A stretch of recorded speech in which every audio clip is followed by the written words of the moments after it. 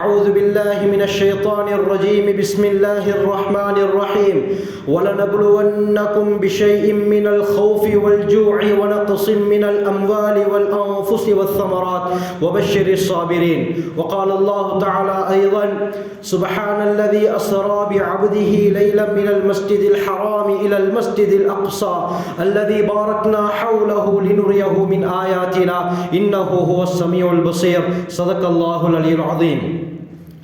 وبالسند المتصل مني إلى الإمام الحافظ الحجة ريحانة الفقهاء أمير المؤمنين في الحديث أبي عبد الله محمد بن إسماعيل بن إبراهيم بن مغيرة بن برجزبة الجعفي البخاري اليماني رحمه الله أنه قال حدثنا علي بن مديني قال حدثنا سفيان بن عيينة عن ابن شهاب الزهري عن سعيد بن المسيب عن أبي هريرة رضي الله عنه عن النبي صلى الله عليه وسلم قال لا تشد الرحال إلا إلى ثلاثة مساجد مسجد الحرام ومسجد الرسول صلى الله عليه وسلم ومسجد الأقصى أو كما قال عليه الصلاة والسلام. அளவற்ற அருளாளனும் நிகரற்ற அன்புடையவனுமாகிய எல்லாம் வல்ல அல்லாஹுக்கே அனைத்து புகழும் உரித்தாகட்டும். சாந்தி மதம் மேதி வந்த சத்திய தூதர் சன்மார்க்க போதகர் சர்தாரே தோ ஆலம் தாஜுல் மதீனா ரஹ்மத்துல் ஆலமீன் இமாமுல் அம்பியா ஹைருல் பரியா உயிரிலும் உயிரான உயிரிலும் மேலான கண்மணி நபிகள் நாயகம் ஸல்லல்லாஹு அலைஹி வஸல்லம் அவர்கள் மீதும் இந்த தீன் பிற்காலத்திலே வாடிய மலராக இருக்கக்கூடாது, வாடாத மலராக இருக்க வேண்டும் என்பதற்காக உயிர் தியாகங்கள் இரத்த தியாகங்கள் செய்த சஹாபாக்கள் தாபிஊன்கள் தபுஅத் தாபிஈன்கள் இந்த உலகிலே வாழ்ந்த வாழுகின்ற வாழ போகின்ற அத்தனை முஸ்லிமான முஃமினான ஆண்கள் பெண்கள் மீதும் அல்லாஹ்வின் சாந்தியும் சமாதானமும் என்றென்றும் உண்டாவதாக. புனிதமிக்க ஜும்ஆவுடைய நாளிலே இஅ்திகாஃபுடைய நியத்தில் வந்து அமர்ந்திருக்கும் அல்லாஹ்வின் நல்லடியார்களே, அல்லாஹ் சுப்ஹானஹு வ தஆலா தன்னுடைய வாழ்க்கையில் எந்த நல்ல விடயங்களை எடுத்து நடக்கும்படி கூறியிருக்கிறானோ அவற்றை முடியுமான அளவு எடுத்து நடக்கும்படியும் எவற்றை விட்டு விலகி ஒதுங்கி தவிர்ந்திருக்குமாறு கூறியிருக்கிறானோ அவற்றை விட்டு முற்று முழுதாக தவிர்த்து கொள்ளுமாறும் முதலில் எனக்கும் அப்பால் உங்களுக்கும் தக்வாவை கொண்டு நல்ல உபதேசம் செய்கிறேன், ஞாபகம் ஊட்டிக் கொள்கிறேன். அருமையானவர்களே, ஹுத்துபாவை ஆரம்பிப்பதற்கு முன்னால் அகில இலங்கை ஜமியத்துல் உலமா ஓல்ட் சிலோன் ஜமியத்துல் உலமாவுடைய ஒரு வேண்டுகோள், இன்றைய ஹுத்துபாவை நாடளாவிய ரீதியில் எந்தெந்த மஸ்ஜிதுகளிலெல்லாம் நடாத்தப்படுகிறதோ அந்த ஹுத்துபாவை பாலஸ்தீன் காசா மக்களுடைய விடயத்தை சேர்த்து கொள்ளுமாறும் அந்த காசா மக்களுக்கு நாம் செய்ய வேண்டிய பங்களிப்புகள் என்ன என்ற விஷயத்தை வலியுறுத்தி பேசுமாறும் கேட்டுக்கொண்டார்கள். அருமையானவர்களே, அல்லாஹ் சுப்ஹானஹு வ தஆலா காலத்துக்கு காலம் நபிமார்களை ரசூல்மார்களை அனுப்பிக் கொண்டே இருந்தான். அதில் இறுதியாக வந்தவர்கள் தான் முஹம்மது ஸல்லல்லாஹு அலைஹி வஸல்லம் அவர்கள். முன்னால் வாழ்ந்த சமுதாயத்தை எடுத்துக்கொண்டாலும் சரி, அந்த நபிமார்களை எடுத்துக்கொண்டாலும் குறிப்பிட்ட சில கூட்டத்தாருக்குத்தான் அல்லாஹ் நபியாக அனுப்பினான். குர்ஆனிலே அல்லாஹ் கூறும் பொழுது வைலா ஆதின் அஹாஹும் ஹூதா, ஹூத் அலைஹிஸ்ஸலாத்தை ஆத் கூட்டத்துக்கு ரசூலாக நாங்கள் அனுப்பினோம். வைலா சமூத அஹாஹும் சாலிஹா, சாலிஹ் அலைஹிஸ்ஸலாத்தை சமூத் கூட்டத்திற்கு ரசூலாக நாங்கள் அனுப்பினோம். வைலா மத்யன அஹாஹும் ஷுஐபா, ஷுஐப் அலைஹிஸ்ஸலாத்தை மத்யன் வாசிகளுக்கு நாங்கள் ரசூலாக அனுப்பினோம் என்று ஒவ்வொரு நபிமார்களை எந்தெந்த கூட்டத்தினருக்கு அல்லாஹ் அனுப்பினான் என்பதை குர்ஆனிலே தெளிவாக கூறுகிறான். ஆனால் முஹம்மது ஸல்லல்லாஹு அலைஹி வஸல்லம் அவர்களை அல்லாஹ் கூறும் பொழுது, அவர்களை பற்றி சொல்லும் பொழுது வமா அர்சல்னாக இல்லா ரஹ்மத்தன் லில் ஆலமீன், அரபிகளுக்கு மட்டும் உங்களை நாங்கள் நபியாக அனுப்பல்ல, ரஹ்மத்தன் லில் ஆலமீன், ஒட்டுமொத்த அகிலத்தாருக்கும், அது மனிதர்களாக இருக்கலாம், ஜின்களாக இருக்கலாம், பறவைகளாக இருக்கலாம், விலங்குகளாக இருக்கலாம், புழு பூச்சிகளாக இருக்கலாம், உலகத்திலே இருக்கக்கூடிய எல்லா வஸ்திற்கும் முஹம்மது ஸல்லல்லாஹு அலைஹி வஸல்லத்தை ரஹ்மத்தாக அருட்கொடையாக நாங்கள் அனுப்பியிருக்கிறோம் என்று அல்லாஹ் கூறுகிறான். நபி அவர்கள் ஒட்டுமொத்த உலகத்தாருக்கும் கியாமத் வரும் வரை யாரெல்லாம் பிறக்கிறார்களோ அந்த சிறு குழந்தைக்கும் முஹம்மது ஸல்லல்லாஹு அலைஹி வஸல்லம் அவர்கள் தான் நபி. நபி அவர்களுக்கு பிறகு எந்த ஒரு நபியும் உலகத்தில் வரப்போவது கிடையாது. இறுதி நபி முஹம்மது ஸல்லல்லாஹு அலைஹி வஸல்லம் மிகப்பெரிய ஒரு சமுதாயத்தை முஹம்மது ஸல்லல்லாஹு அலைஹி வஸல்லம் அவர்களுக்கு அல்லாஹ் கொடுத்திருக்கிறான். கண்ணியமானவர்களே, ஹஜ்ரத் ஸல்லல்லாஹு அலைஹி வஸல்லம் சொன்னார்கள், கடைசி காலத்தில் என்னுடைய உம்மத்தினர் அதிகமாக சோதிக்கப்படுவார்கள். எந்த அளவுக்கு நபி அவர்கள் சொன்னார்கள் என்றால், திர்மிதியுடைய ரிவாயத் வருது, இதா ஃபஸத அஹ்லு ஷாம், நபி அவர்கள் குறிப்பிட்டு சொன்னார்கள், இந்த கூட்டத்தாருக்கு ஏதாவது சோதனை வந்துவிட்டால் எந்த நலவும் கிடையாது, மறுமை நாள் நெருக்கம், உலக அழிவு நெருங்கிவிட்டது என்று நபி அவர்கள் 1400 வருடங்களுக்கு முன்னாலே சொல்லிவிட்டார்கள். திர்மிதியுடைய ரிவாயத்துல சொன்னார்கள், இதா ஃபஸத அஹ்லு ஷாம், ஷாம் வாசிகளுக்கு கெடுதி ஏற்பட்டு விட்டால், அவர்களுக்கு ஏதாவது சோதனை வந்துவிட்டால் சொன்னார்கள், ஃபலா கைர ஃபீக்கும், அரபியர்களே, அரபுலகமே, உங்களுக்கு எந்தவித நலவும் கிடையாது என்றார்கள். ஷாம் என்றால் யாரை நபி அவர்கள் குறிப்பிட்டார்கள்? தற்கால உலமாக்கள் கூறுகிறார்கள், ஷாம் என்பது தற்காலத்தில் 4 நாடுகளை குறிக்கும். ஜோர்தான், லெபனான், சிரியா, பலஸ்தீன், இந்த 4 நாடுகளுக்கு தான் ஷாம் என்று சொல்லப்படும். அருமையானவர்களே, இன்று முழு உலகத்தாருடைய பார்வை ஒரு நாட்டின் மீது தான் இருக்கிறது, அந்த நாட்டு மக்களின் மீது தான் இருக்கிறது, அந்த நாட்டிலே இருக்கக்கூடிய குழந்தைகளின் மீது தான் இருக்கிறது. உலகளாவிய ரீதியில் வேர்ல்ட் வைடாக இன்று போராட்டங்கள் நடந்து கொண்டிருக்கின்றன.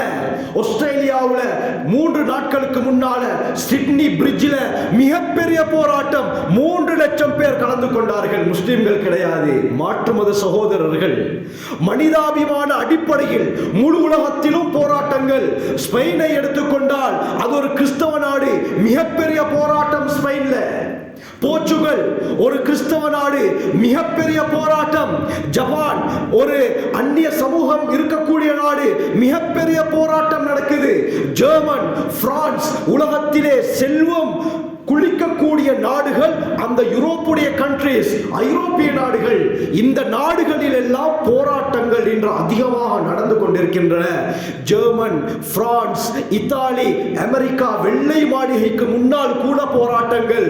எந்த அளவுக்கு என்றால், இஸ்ரேலுடைய தலைநகரம் டெல் அவீவில் கூட இஸ்ரேலுக்கு எதிராக மக்கள் போராட்டத்தில் ஈடுபட்டு கொண்டிருக்கிறார்கள். என்ன காரணம் கண்ணியமானவர்களே? முழு உலகத்தாரும் ஏன் இந்த போராட்டத்தில் ஈடுபட்டு கொண்டிருக்கிறார்கள்? ஏன் என்று சொன்னால், ஒரு இனம் அழிந்து கொண்டிருக்கிறது.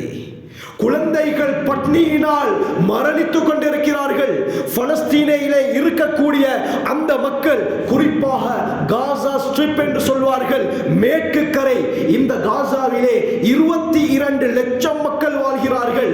இந்த முழு காசாவையும் கைப்பற்ற வேண்டும் என்ற நோக்கில அங்கே இருக்கக்கூடியவர்களை எப்படியெல்லாம் சோதிக்க முடியுமோ, எப்படியெல்லாம் அழிவை உண்டாக்க முடியுமோ, அப்படியாப்பட்ட அழிவு இன்று பலஸ்தீனில் நடந்து கொண்டிருக்கிறது. ஆரம்பத்தில் யாரெல்லாம் இஸ்ரேலுக்கு ஆதரவாக இருந்தார்களோ அது மேற்குலகம் தான்.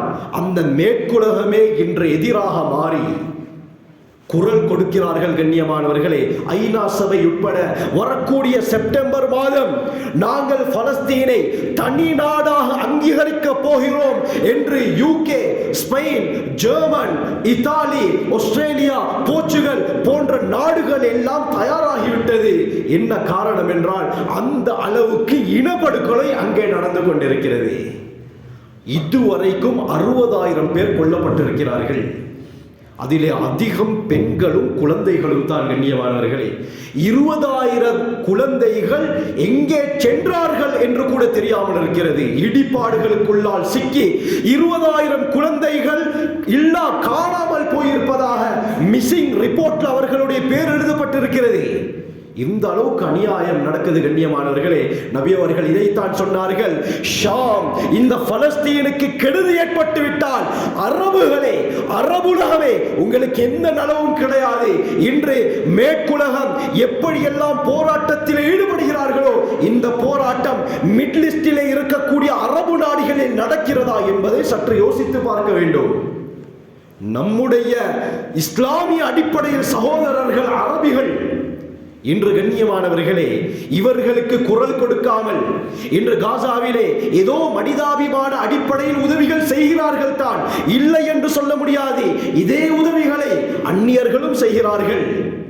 விமானம் மூலமாக பிரான்ஸ், ஸ்பெயின் சாப்பாடுகளை இறக்கிக் கொண்டு தான் இருக்கிறார்கள்.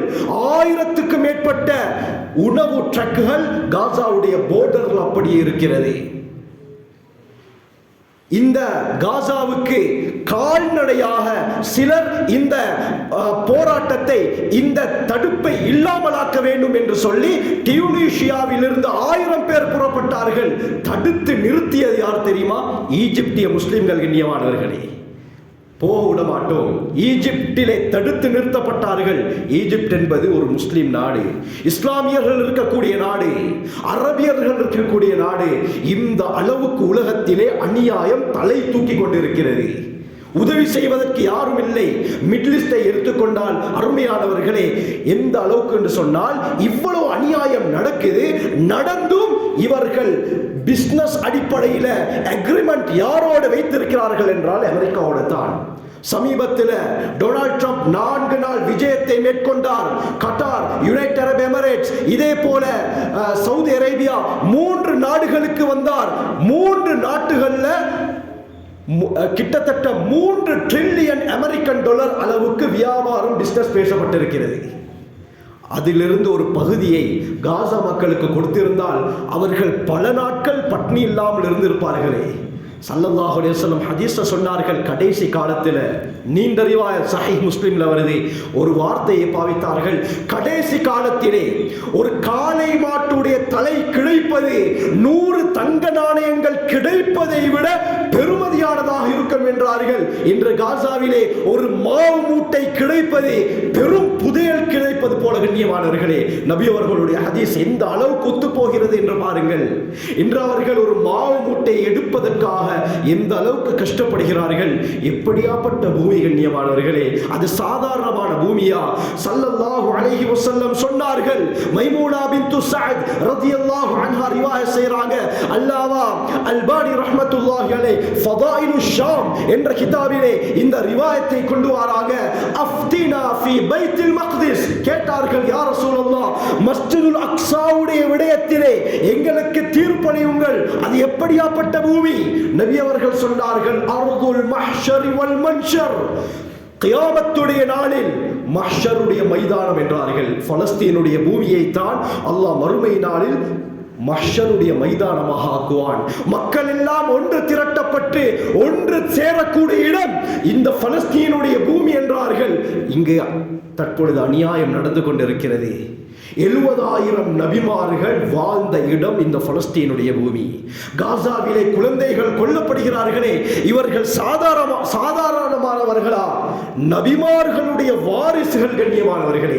இந்த பலஸ்தீன்ல எந்த அளவுக்கு அல்லாஹ் நபிமார்களை, ரசூல்மார்களை, தீர்க்கதரிசிகளை இறக்கினார் என்று சொன்னால், தற்பொழுது இந்த காசாவுல, கான் யூனுஸ்ல, இந்த ஜெருசலத்தில், இந்த பலஸ்தீன்ல இருக்கக்கூடிய சாதாரண ஒரு குழந்தையுடைய பரம்பரையை ஆய்வு செய்து பார்த்தால் ஏதாவது ஒரு நபிமாரில் போய் முடியும் என்று உலமாக்கள் கூறுகிறார்கள். சாதாரண குழந்தை இன்று அநியாயமாக கொல்லப்படுகிறார்கள். கடந்த 72 மணித்தியாலங்களில் 82க்கு மேற்பட்ட குழந்தைகள் பட்னியினால் இறந்திருக்கிறார்கள். கண்ணியமானவர்களை, யார் பொறுப்பு இதற்கு? இந்த குழந்தைகள் சாதாரணமானவர்களா? ஒவ்வொரு நபிமார்களுடைய வாரிசுகள், அவர்களுடைய பரம்பரை எடுத்து பார்த்தால் அல்லாமா அரீஃபி கூறுகிறார், ஒவ்வொரு குழந்தையுடைய பரம்பரை ஒரு நபியில் போய் முடியும். அந்த அளவுக்கு நபிமார்களை பலஸ்தீனுடைய பூமிக்கு அல்லாஹ் இறக்கி இருக்கிறான். 8500 சஹாபாக்களுடைய கபர் பலஸ்தீனுடைய பூமியிலே இருக்கிறது, ஷாமுடைய அந்த பகுதியில். ஹஜ்ரத் ஸல்லல்லாஹு அலைஹி வஸல்லம் அவர்களை அல்லாஹ் மக்காவிலிருந்து முதலாவது வானத்துக்கு டைரக்டாக எடுத்திருக்க முடியும். அப்படி இருந்தும் ஏன் பலஸ்தீனுக்கு எடுத்து அல்லாஹ் முதலாவது வானத்துக்கு எடுத்தான்? அந்த அளவுக்கு புண்ணியம் வாய்ந்த பூமி தான் இந்த பலஸ்தீன். குர்ஆனிலே அல்லாஹ் கூறும் பொழுது, அல் அர்துல் முபாரகா, பரக்கத் செய்யப்பட்ட பூமி, அல் அர்துல் முகத்தஸா, பரிசுத்தப்படுத்தப்பட்ட பூமி என்று அல்லாஹ் இந்த பலஸ்தீனுடைய பூமியை கூறுகிறானே. கண்ணியமானவர்களே, இப்படியாப்பட்ட சிறப்பு வாய்ந்த இடம், இஸ்லாத்துடைய 3வது புனித ஸ்தலம் மஸ்ஜிதுல் அக்ஸா இருப்பது இந்த பலஸ்தீனுடைய பூமி. ஸல்லல்லாஹு அலைஹி வஸல்லம் ஜாபிர் இப்னு சமுரா ரலியல்லாஹு அன்ஹு அவர்களுடைய ரிவாயத் திர்மிதி அபூ தாவூத்ல வருது. ஸல்லல்லாஹு அலைஹி வஸல்லம் அவர்கள் 16 அல்லது 17 மாதங்கள் மஸ்ஜிதுல் அக்ஸாவை கிப்லாவாக முன்னோக்கி தொழுதிருக்கிறார்கள்.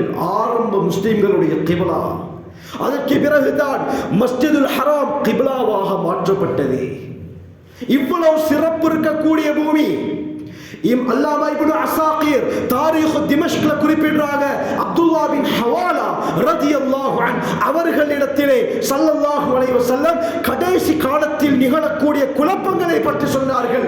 அந்த நேரத்தில் அப்துல்லா பின் ஹவாலா ரலியல்லாஹு அன்ஹு ஸல்லல்லாஹு அலைஹி வஸல்லம் அவர்களை பார்த்து சொன்னார்கள், யா ரசூலல்லாஹ், இன் அத்ரக்து ذلك الزمن, அந்த காலத்தை நான் அடைந்தால் நான் எங்கே இருப்பது, நான் பாதுகாப்பாக இருப்பதற்கு ஒரு சிறந்த இடத்தை சொல்லுங்க நாயகமே என்று சொன்னோடு ஸல்லல்லாஹு சொன்னார்கள், இன்னி அக்தாரு லக ஷாம், உங்களுக்கு நான் ஷாமை தேர்ந்தெடுத்து தருகிறேன், பலஸ்தீனை தேர்ந்தெடுத்து தருகிறேன். ஏன் தெரியுமா? ஃபஇன்னஹு ஸஃவத்துல்லாஹி அஸ்ஸ வஜல்ல மின் பிலாதி, இந்த உலகத்தில் முழு உலகத்திலும் அல்லாஹ் தேர்ந்தெடுத்த பூமி இந்த ஷாமுடைய பூமி. வஇலைஹி யுஹ்ஷரு ஸஃவத்துஹு மின் இபாதி, கடைசி காலத்தில் நல்லடியார்கள் எல்லாம் ஒன்று திரட்டப்படுவது இந்த ஷாமுடைய பூமி. கடைசி காலத்தில் எல்லாமே ஷாமுக்கு போய் விடுவார்கள். மதீனா பாழடைந்து விடும். முஅத்தாவுல இமாம் மாலிக் ரஹ்மத்துல்லாஹி அலைஹி ஒரு ரிவாயத்தை கொண்டு வருகிறார்கள், ல துத்ரகுன்னல் மதீனத்து வலா அஹ்ஸனி மா கானத், இந்த மதீனா அப்படியே மக்களால் விடப்பட்டு விடும். மதீனாவை விட்டுவிட்டு மக்கள் சென்று விடுவார்கள். எந்த அளவுக்கு என்றால் ஸல்லல்லாஹு அலைஹி வஸல்லம் சொன்னார்கள், ஐவாய் மிருகங்கள், நாய் என்னுடைய மஸ்ஜிதிலே சிறுநீர் கழிக்கும் என்றார்கள். மஸ்ஜிதுன் நபவியிலே இருக்கக்கூடிய என்னுடைய மிம்பர் மேடையிலே சிறுநீர் கழிக்கும். சஹாபாக்கள் ஆச்சரியப்பட்டார்கள், யா ரசூலல்லாஹ், மதீனாவுக்கு இப்படி ஒரு நிலைமை வருமா? சொன்னார்கள், ஆம். அந்த நேரத்தில் யார் யா ரசூலல்லாஹ் மதீனாவில் இருப்பா? ஸல்லல்லாஹு அலைஹி வஸல்லம் சொன்னார்கள், மதீனா ஐவாய் மிருகங்களுடைய பூமியாக மாறும் என்றார்கள். மக்கள் எல்லாம் இருக்க மாட்டார்கள். மக்கள் எங்கே இருப்பார்கள் யா ரசூலல்லாஹ்? அஷார இலல் மஷ்ரிக், ஸல்லல்லாஹு அலைஹி வஸல்லம் கிழக்கு பகுதியின் பக்கம் சைக்கினை செய்தார்கள். இதோ இங்கே தான் இருப்பார்கள். நபி அவர்கள் சொன்னது பலஸ்தீனுடைய பூமியை, கடைசி காலத்தில் மக்கள் இங்கே சென்று விடுவார்கள், அங்கே தான் அவர்கள் இருப்பார்கள் என்றார்கள். அருமையானவர்களே, இன்று மக்கா மதீனாவுடைய நிலைமையை எடுத்துக்கொண்டால் ஹஜ் உம்ராவுடைய விடயத்தில் கடுமையான கட்டுப்பாடுகள் வந்துருச்சு. கொரோனாவுடைய சந்தர்ப்பத்தில் எங்களுக்கு தெரியும், பெட்ரோல் டீசல் போலிங் ஏற்பட்டுச்சு.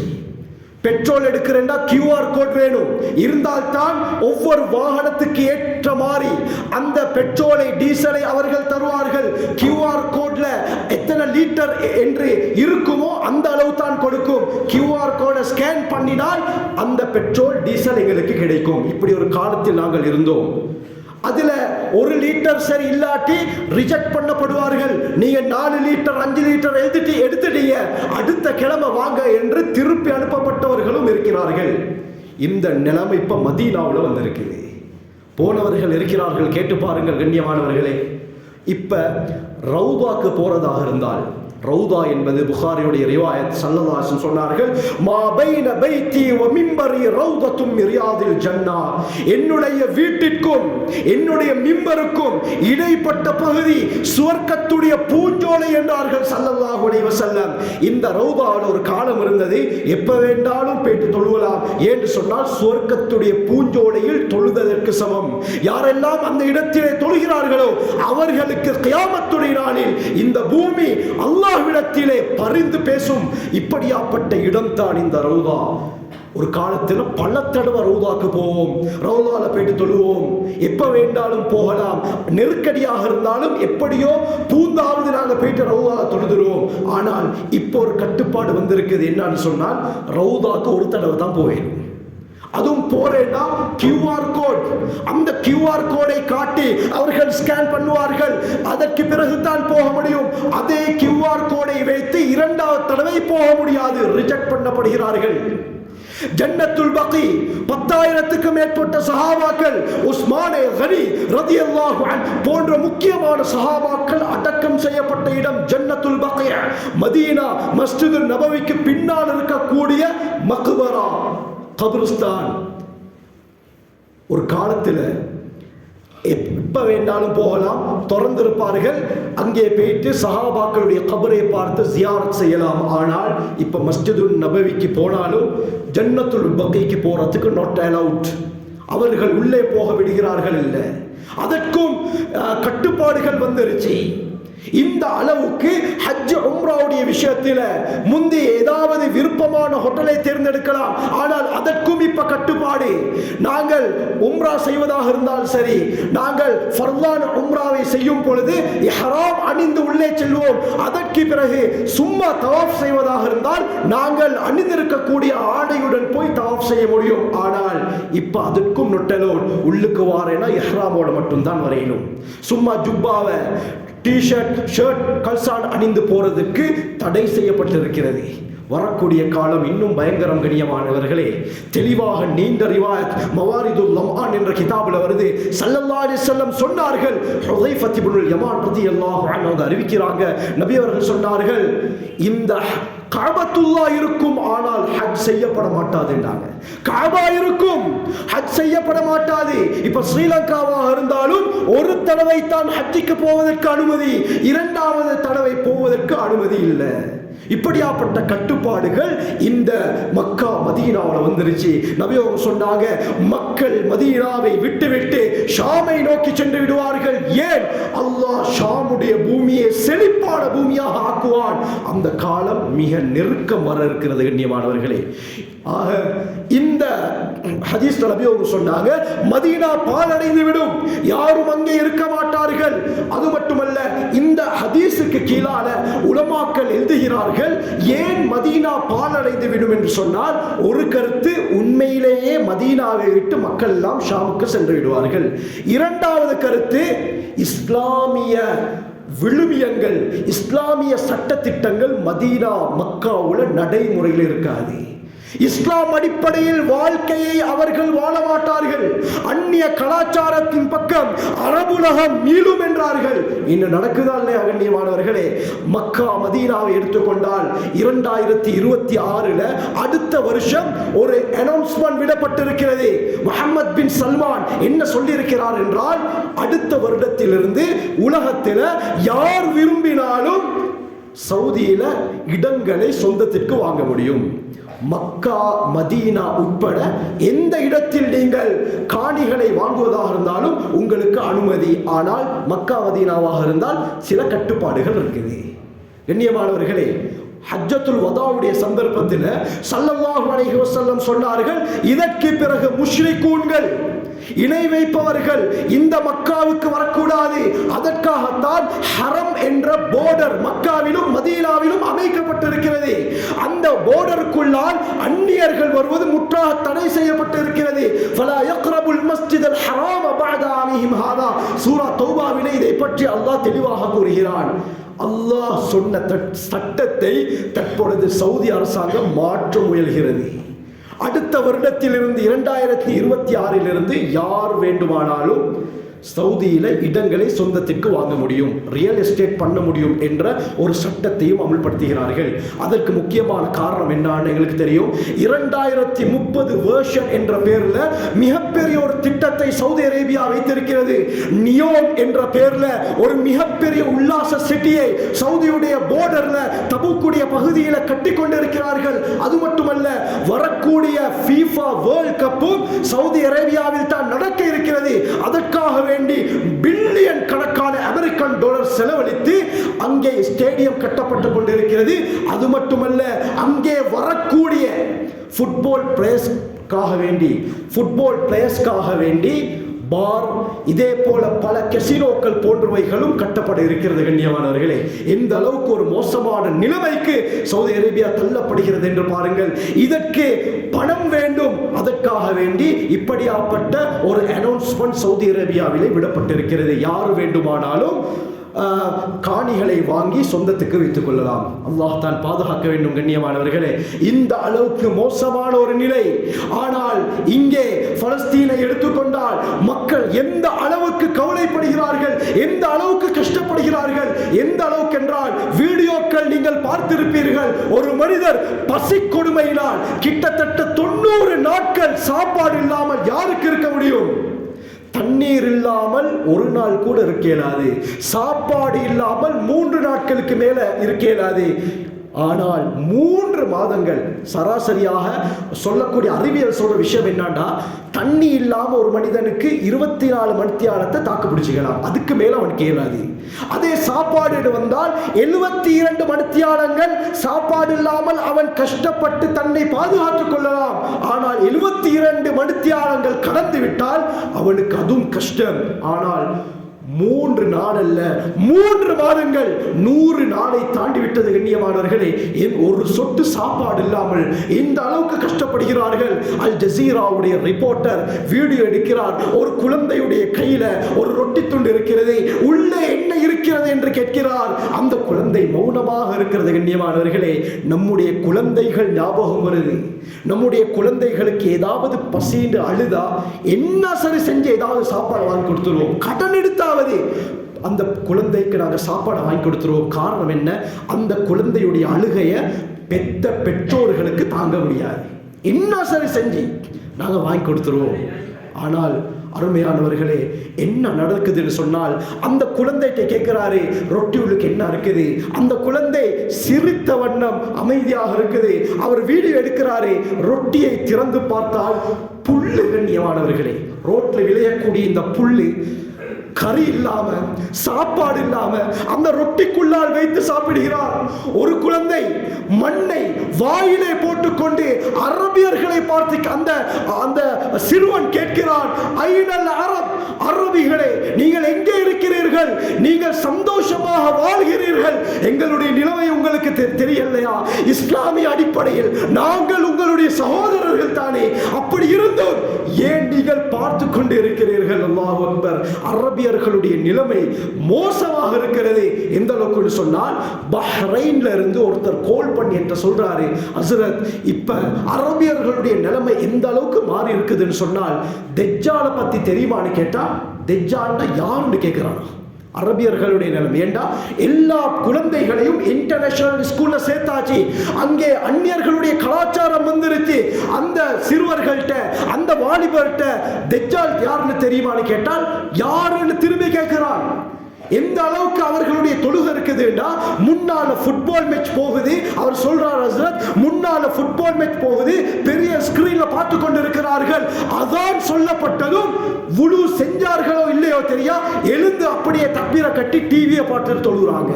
அரபியர்களுடைய நிலைமை வுடு செஞ்சானா இல்லையா தெரியாது. அப்படியே தொழு கொண்டிருக்கும் பொழுது கோல் வந்தா எடுத்து பேசிட்டு கட் பண்ணிட்டு திரும்ப தொழுவ கண்டினியூவா ஈடுபடுறாங்க. இந்த அளவுக்கு அரபியர்களுடைய நிலைமை இருக்கு. அவர் கவலைப்படுறாரு. கண்ணியமானவர்களே, இப்படி இருக்கும் பொழுது எப்படி உதவி செய்வதற்கு மனது வரும்? கண்ணியமானவர்களே, இதனால் தான் ஸல்லல்லாஹு அலைஹி வஸல்லம் ஹதீஸ் சொன்னாங்க, இன்று ஐரோப்பிய நாடுகளில் இருக்கக்கூடிய அந்த மனிதாபிமானம் இன்று அரபியர்கள்ட்ட இல்லாமல் போயிருச்சு. இதனால தான் ஸல்லல்லாஹு அலைஹி வஸல்லம் சொன்னார்கள், இமாம் மஹ்தி அலைஹிஸ்ஸலாம் வந்தால் யம்லிகுல் அரப், அரபிகளை தான் ஆட்சி செய்வார்கள், அரபியர்களை தான் திருத்துவாங்க. அரபியர்கள் சவுதி அரேபியா, மிடில் ஈஸ்டுடைய எல்லா பகுதியும் இமாம் மஹ்தி அலைஹிஸ்ஸலாத்துடைய ஆட்சிக்கு கீழால் வரும். எல்லா அரபிகளையும் திருத்துவார்கள் என்று ஸல்லல்லாஹு அலைஹி வஸல்லம் சும்மாவா சொன்னாங்க? கண்ணியமானவர்களே, ஒருத்தர் கல்லை கட்டி கொண்டு, காசாவில் ஒருத்தர் பசி கொடுமை தாங்க இயலாம கல்லை கட்டி கொண்டு அவர் சொல்கிறார், நாங்கள் முஹம்மது ஸல்லல்லாஹு அலைஹி வஸல்லம் அவர்களுடைய உம்மத். ஸல்லல்லாஹு அலைஹி வஸல்லம் ஹந்தக்குடைய யுத்தம் சந்தர்ப்பத்தில் பசி கொடுமை தாங்க இயலாம கல்லை கட்டினாங்க. புகாரியுடைய ரிவாயத்தில் வருது, சஹாபாக்கள் பசி கொடுமை தாங்க முடியாமல் கருங்கல்லை வயிற்றிலே கட்டி கொண்டார்கள். ஏன் கருங்கல்லை கட்டாங்கன்னு சொன்னால், கருங்கல்ட்ட ஒரு தன்மை இருக்குது, பசி அப்படியே இழுத்தெடுக்கும். இந்த கல்லை சஹாபாக்கள் கட்டி கொண்டிருந்தார்கள். சஹாபாக்கள் எல்லோருமே முஹம்மது ஸல்லல்லாஹு அலைஹி வஸல்லம் அவர்கள்ட்ட போயிட்டு, யா ரசூலல்லாஹ், எங்களுடைய நிலைமையை பாருங்க, சாப்பாடு இல்லாமல் வயிற்றிலே கல்லை கட்டி கொண்டிருக்கிறோம், யா ரசூலல்லாஹ், என்று சொன்னார்கள். ஸல்லல்லாஹு அலைஹி வஸல்லம் சிரித்துவிட்டு தன்னுடைய ஆடையை தூக்கினார்கள். 2 கற்கள் ரசூலுல்லாஹ்வுடைய வயிற்றில் இருந்தது. 2 கற்கள் இருந்தது. நானும் பசியில் தான் இருக்கிறேன் என்றார்கள். இந்த நிலை தற்பொழுது காசா மக்களுக்கு மத்தியில் இருக்கிறது. கல்லை கட்டிக்கொண்டு அரபுலகமே அரபியர்களை பார்த்து சொல்கிறார்கள், நீங்கள் சந்தோஷமாக இருக்கிறீர்கள், இந்த காசா மக்களை நீங்கள் கைவிட்டு விட்டீர்களா? எந்த பிரச்சனையும் கிடையாது, நீங்கள் கைவிட்டாலும் எங்களுக்கு அல்லாஹ் என்ற ஒருவன் இருக்கிறான், அந்த அல்லாஹ் எங்களை பாதுகாப்பான் என்று கூறுகிறார்கள். ஈமானிலே அவர்களை போல யாரும் கிடையாது கண்ணியமானவர்கள். ஈமானில் உறுதியுடன் இருக்கிறார்கள். முஸ்னத் அஹ்மதுடைய ரிவாயத் ஸல்லல்லாஹு அலைஹி வஸல்லம் சொன்னார்களே, அலா மக்களை அறிந்து கொள்ளுங்கள், இன்னல் ஈமான் ஹீன தகவுல் ஃபிதன், உலகத்திலே குழப்பங்கள் நிகழும் பொழுது இந்த ஈமான் எங்க இருக்கும் தெரியுமா? பிஷாம், ஷாமிலே தான் இருக்கும் என்றார்கள். அசில் முஃமின்கள் இருப்பது பலஸ்தீனுடைய பூமியில் என்றார்கள். இன்னும் நடக்குது கண்ணியமானவர்களே, அவர்களுடைய ஈமான். அல்லாஹு அக்பர். நஜ்ஜார் என்ற ஒருவர், நஜ்ஜார் அவரும் டாக்டர், அவருடைய வைஃபும் டாக்டர், அவருக்கு மொத்தம் 10 குழந்தைகள். இந்த காசாவில் இருக்கக்கூடிய ஒரு ஹாஸ்பிட்டலுக்கு அவசரமாக இந்த மனைவி என்ன செய்கிறார், அங்கே குழந்தைகள் தாக்கப்பட்டு வந்திருக்கிறார்கள் என்று கேள்விப்பட்டதும் உடனடியாக அவர் வீட்டிலிருந்து வெளியேறி எங்க போறார்? ஹாஸ்பிட்டலுக்கு போறாரு. 10 குழந்தையும் அவருடைய கணவனும் வீட்டில் இருக்கிறாங்க. இந்த சந்தர்ப்பத்தில் விமானம் மூலமாக தாக்குதல் ஏற்பட்டு 9 குழந்தைகள் அதே இடத்தில் மௌத்து. ஒரு குழந்தையை ஒரு தாய் பெற்றெடுப்பதற்கு படக்கூடிய கஷ்டம் அல்லாஹ் அக்பர். அறிவியல் சொல்லுது, சராசரி ஒரு மனிதனுடைய நாடி துடிப்பு 70 to 90 வரை. ஆனால் பிரசவ நேரத்திலே ஒரு தாயுடைய நாடி துடிப்பு 220 தாண்டுகிறது என்று கூறுகிறது. ஒரு மனிதனை உயிரோடு வைத்து ஒரு இரும்பால் அடித்தால் அவனுக்கு எந்த அளவுக்கு வருத்தம் ஏற்படுமோ இதைவிட 36 மடங்கு வலி பிரசவ நேரத்திலே ஒரு தாய்க்கு ஏற்படும் என்று அறிவியல் கூறுகிறது. இப்படி 10 தடவை பிரசவித்த குழந்தைகளை பெற்றெடுத்த அந்த தாய்க்கு எப்படியாப்பட்ட ஒரு நிலைமையா இருக்கும் கண்ணியமானவர்களே? கேள்விப்படுது, நீங்க வந்ததுக்கு பின்னால உங்களுடைய வீடு தாக்கப்பட்டு இருக்கிறது, வந்து பார்த்தால் ஒரே ஒரு குழந்தை மட்டும் தான் காப்பாற்றப்பட்டிருக்கிறது, மற்ற 9 குழந்தைகளும் அதே இடத்தில் மூத்து. கண்ணியமானவர்களே, அவருடைய கணவர் நஜ்ஜார் சீரியஸ் கண்டிஷன்ல இருந்து 2-3 நாட்களுக்கு பிறகு அவரும் மூத்தாகிட்டாரு. இது ஒரு புறம் நடக்க, பட்டியினால் எத்தனையோ குழந்தைகள் மௌத்தாகி கொண்டிருக்கிறாங்க. எந்த அளவுக்கு என்று சொன்னால், ஐநா சுகாதாரத்துறையுடைய ரிப்போர்ட் படி காசாவிலே இருக்கக்கூடிய குழந்தைகள உடம்புல 80% சதைகள் இல்லாமல் போயிருப்பதாக கூறுகிறார்கள். 5 கிலோ குழந்தை 1.5 கிலோவாக இருக்குது. எந்த அளவுக்குன்னு ஒரு வீடியோ வருது. 2 வயது குழந்தை கண்ணியமானவர்களே, அந்த குழந்தையை பார்த்தால் எலும்பும் தோலுமாகத்தான் இருக்குது. உயிரோடு எலும்பு கூட பார்க்க விரும்பினால் காசா குழந்தைகளை பார்க்க முடியும். அந்த அளவுக்கு பயங்கரமான ஒரு நிலைமை. எந்த அளவுக்குன்னு சொன்னால், அந்த குழந்தையுடைய விலா எலும்புகளை வெளியில் இருந்து எண்ண முடியும். அந்த அளவுக்கு உடம்புல சதை இல்லை. அந்த குழந்தையுடைய உடம்புல ஒரு கொசு வந்து அமர்ந்திருக்கிறது. கொசு வந்து அமர்ந்தால் எங்களுக்கு தட்டிவிட முடியும். அந்த கொசுவை விரட்டுவதற்கு கூடிய அந்த குழந்தைக்கு தெம்பு இல்லை என்பதாக அவர்கள் கூறுகிறார்கள். இந்த அளவுக்கு அநியாயம் கண்ணியமானவர்களே. அது மட்டுமல்ல, அமீர் என்று சொல்லப்படக்கூடிய 12 வயது சிறுவன் சாப்பாடை எடுப்பதற்காக 12 கிலோமீட்டர் வருகிறான். இங்கிருந்து நோடு தூரம் 12 கிலோமீட்டர் வருகிறான். இதை ஒரு சோல்ஜர் வீடியோ பண்றாரு. கண்ணியமானவர்களே, அந்த அமெரிக்கன் சோல்ஜர் இந்த வீடியோவை எடுக்கிறார். அந்த சிறுவன் 12 கிலோமீட்டர் நடந்து வந்து உணவை, கடைசியில் அவனுக்கு உணவு கிடைக்கிறது. அந்த சோல்ஜர் அந்த சிறுவனை பார்த்து, உனக்கு உணவு கிடைத்து விட்டதா என்று சொன்னதும் அவன் சந்தோஷத்தில் இந்த சோல்ஜருடைய கையை முத்தமிடுகிறான். கண்ணியமானவர்களே, பிறகு அவன் திரும்பி செல்லும் பொழுது இஸ்ரேலுடைய IDF ராணுவ மூலமாக சுடப்பட்ட அந்த சிறுவன் கொல்லப்பட்டிருக்கிறான். எவ்வளவு அநியாயம்! சாப்பாடு இருக்கிறது, வாருங்கள் என்று சொல்லி மக்களை வரவழைத்ததற்கு பிறகு அவர்கள் இப்படி சுட்டு கொலை செய்கிறார்கள் என்றால் எப்படியாப்பட்ட பயங்கரமான ஒரு கொடூர உள்ளமாக இருக்கும். அல்லாஹ் போதுமானவன். கண்ணியமானவர்களே, ஏராளமான சம்பவங்கள் காசாவிலே நடக்கிறது. இதை பார்த்து முழு உலகமும் இப்பொழுது போராட்டத்தில் ஈடுபட்டு கொண்டிருக்கிறது. ஏராளமான சம்பவங்கள் சொல்வது முக்கியம் கிடையாது. இந்த காசா மக்களுக்காக வேண்டி நாங்கள் என்ன பங்களிப்பை செய்ய வேண்டும்? இஸ்லாம் பல விடயங்களை சொல்கிறது. முதலாவது, கண்ணியமானவர்களே, இப்படியாப்பட்ட கஷ்டம் வரும் பொழுது அவர்களுக்காக வேண்டி நாங்கள் சுன்னத்தான ஒரு நோன்பை பிடிக்க முடியும். திங்கள் வியாழக்கிழமை நோன்பு நோட்பது சுன்னத்தாக இருக்கிறது. இவர்களுக்காக வேண்டி அல்லாஹ் இவர்களுக்கு ஏதாவது நீ பாதுகாப்பை ஏற்படுத்திவிடு என்ற நோக்கில திங்கள் வியாழன் ஏதாவது ஒரு நாள் நோன்பு பிடிக்க முடியும். கண்ணியமானவர்களே, இதே போல அவர்களுடைய நலனை கருதி தான தர்மங்கள் செய்யலாம், சதகா செய்யலாம். இது நபி அவர்களுடைய சுன்னா, நபி அவர்களுடைய வழிமுறை. ஏதாவது சோதனைகள் ஏற்பட்டால் ஸல்லல்லாஹு அலைஹி வஸல்லம் சஹாபாக்களுக்கு இதைத்தான் கற்றுக் கொடுத்தார்கள். புகாரியுடைய ரிவாயத் வருது, மதீனாவுல ஸல்லல்லாஹு அலைஹி வஸல்லம் இருக்கும் பொழுது நபி அவர்களுடைய மகன் இப்ராஹிம் மரணித்து விட்டார், வஃபாத் ஆகிட்டார் சின்ன வயசுல. இந்த சந்தர்ப்பத்தில் சிலர் சொல்லிக் கொண்டார்கள், இந்த சந்தர்ப்பத்தில் சூரிய கிரகணம் மதீனாவுல ஏற்பட்டுச்சு. சிலர் சொன்னார்கள், நபி அவர்களுடைய மகன் மரணித்ததின் காரணமாகத்தான் மதீனாவிலே சூரிய கிரகணம் ஏற்பட்டு இருக்கிறது என்று சொல்ல ஆரம்பித்தார்கள். உடனே ஸல்லல்லாஹு அலைஹி வஸல்லம் மிம்பரில் ஏறினார்கள், மக்களை பார்த்து சொன்னார்கள், இன்ன ஷம்ஸ வல் கமர ஆயத்தான் மின் ஆயாத்தில்லாஹ், நிச்சயமாக இந்த சூரியனும் இந்த சந்திரனும் அல்லாஹ்வுடைய முக்கியமான இரண்டு அத்தாட்சிகள். லா யன்ஹஸிஃபானி லிமௌத்தி அஹதின் வலா லிஹயாத்தின், ஒருவர் பிறப்பதின் காரணமாகவோ ஒருவருடைய மரணத்தின் காரணமாகவோ இந்த சூரிய சந்திர கிரகணங்கள் ஏற்படாது. இது அல்லாஹ்வுடைய ஏற்பாட்டில் தான் வருகிறது. எனவே இந்த கிரகணம் நீங்கும் வரை ஃபஸல்லு, தொழுகையில் ஈடுபடுங்க, ஃபக்கப்பிரு, தக்பீர் சொல்லுங்கள், வஹல்லிலு, லா இலாஹ இல்லல்லாஹ் என்ற வார்த்தையை சொல்லுங்கள், வதஸத்தகு, சதகாக்கள் தான தர்மங்கள் செய்யுங்கள் என்று ஸல்லல்லாஹு அலைஹி வஸல்லம் எங்களுக்கு ஒரு வழிமுறையை சொல்லி தந்திருக்கிறார்கள்.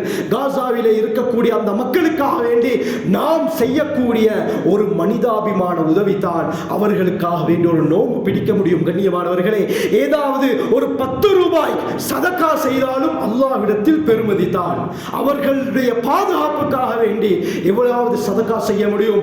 அடுத்தது இஸ்திக்ஃபார், அவர்களுக்காக வேண்டி நாங்கள் இஸ்திக்ஃபார் செய்ய வேண்டும்.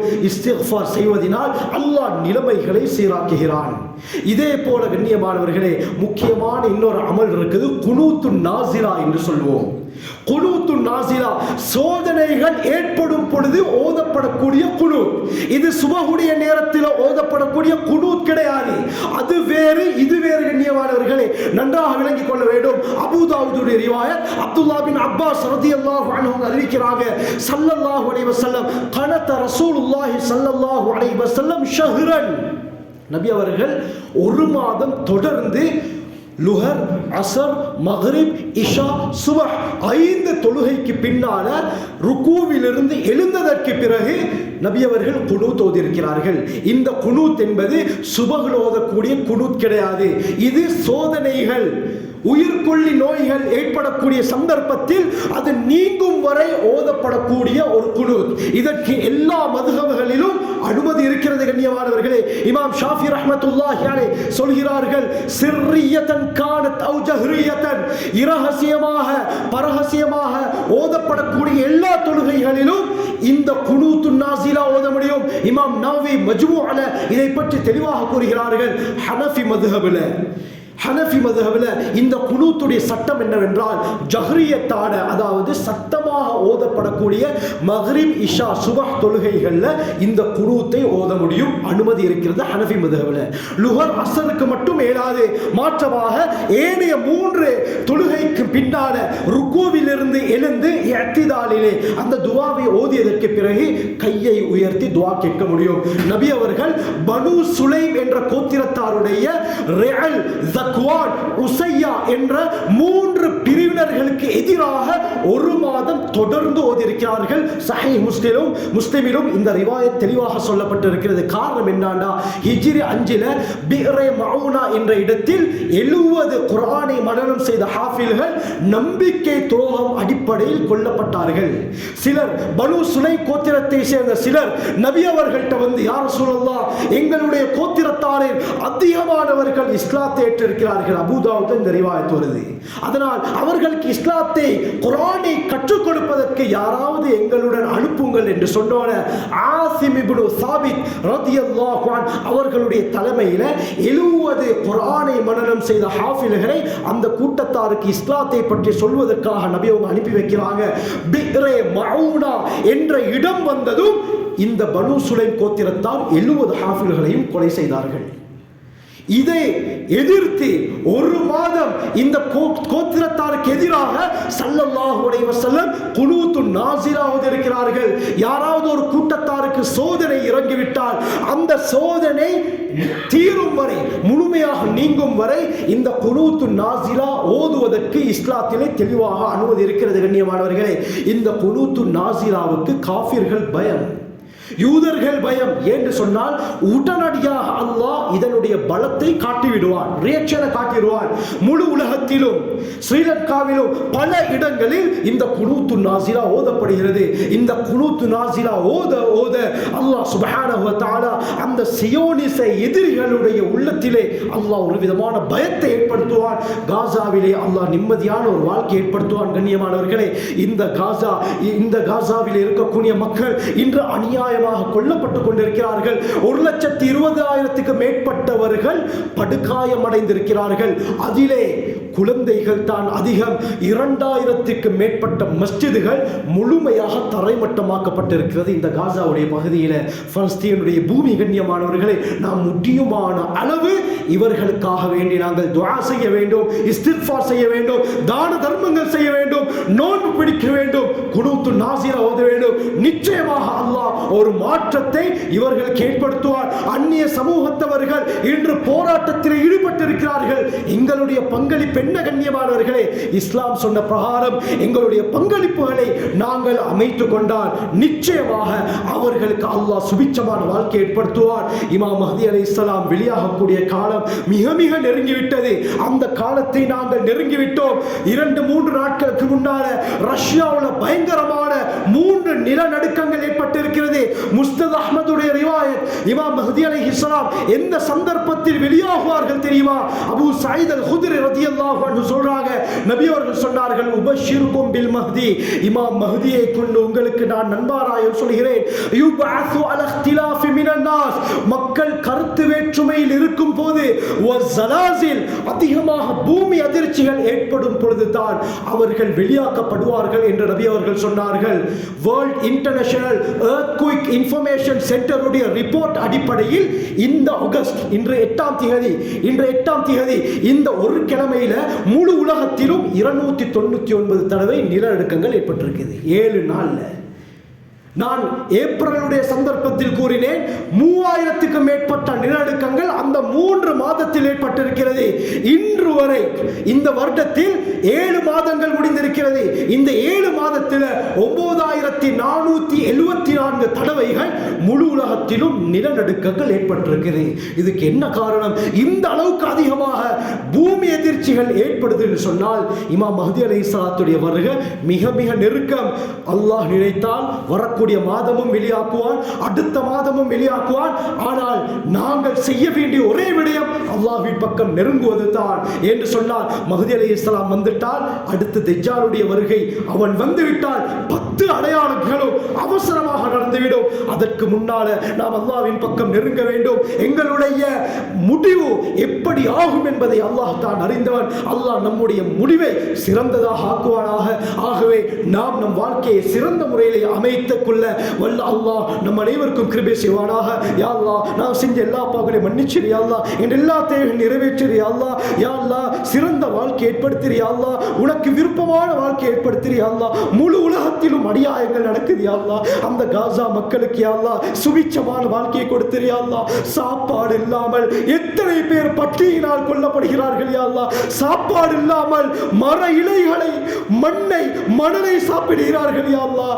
யா அல்லாஹ், உன்னுடைய அடியார்கள் யா அல்லாஹ், நபிமார்கள் வாழ்ந்த இடம் யா அல்லாஹ், அதிகமான சஹாபாக்கள் அடக்கம் செய்யப்பட்ட இடம் யா அல்லாஹ், இன்று அநியாயமாக மக்கள் இன இனப்படுகொலை செய்யப்பட்டு கொண்டிருக்கிறார்கள் யா அல்லாஹ். அவர்களுக்கு சுபிட்சமான வாழ்க்கை ஏற்படுத்தியா அல்லாஹ்.